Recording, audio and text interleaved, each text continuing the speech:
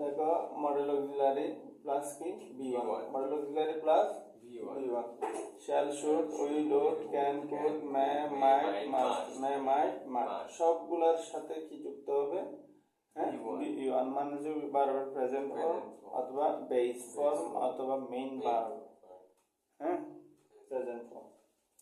দেখো shall, I shall help you, I shall help you, I should, এখানে তারপর হচ্ছে should, you should study hard, তারপর হচ্ছে কি will, he will come tomorrow, would, I would like some tea, can, she can swim well, could, they could solve it, may I come in, may I come in, might, it might rain today, must, we must obey the rules। এখানে দেখো প্রত্যেকটার পরে B one, help, study, কাম, like, তারপরে swim, তারপরে solve, তারপরে একটু প্রশ্নবোধক হয়েছে। হ্যাঁ, তারপরে কি এই অক্সিলারি গুলা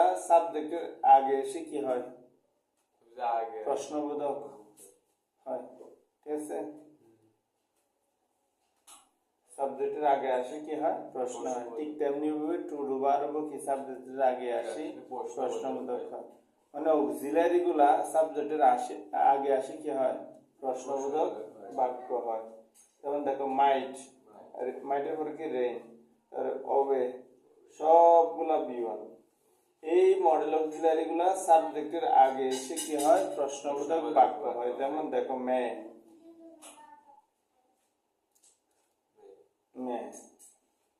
মে দিয়ে কি হইল? প্রশ্নবোধক বাক্য হলো।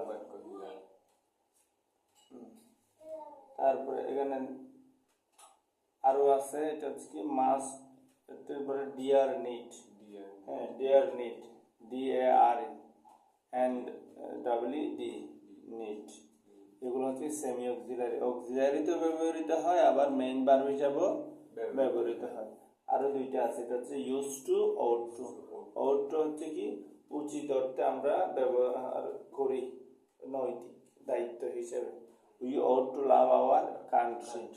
তারপর আবার হচ্ছে কি ইউজ টু, ইউজ টুটা ব্যবহৃত হয় আগে করতাম এখন করি না, আগে অভ্যাসগত করা হতো এখন করি না।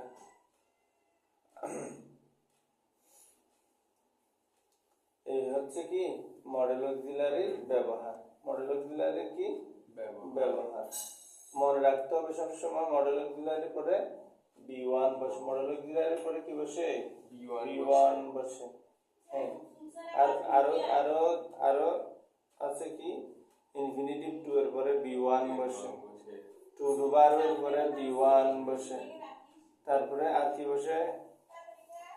বি1 আর বসে মডেল অক্সিলারি, তারপরে হচ্ছে কি টু ডু ভার্ব, তারপরে ইনফিনিটিভ টু, ইনফিনিটিভ টু, এগুলোর পরে কি বসে? বি1 বসে, বি1 বসে, বি1 বসে।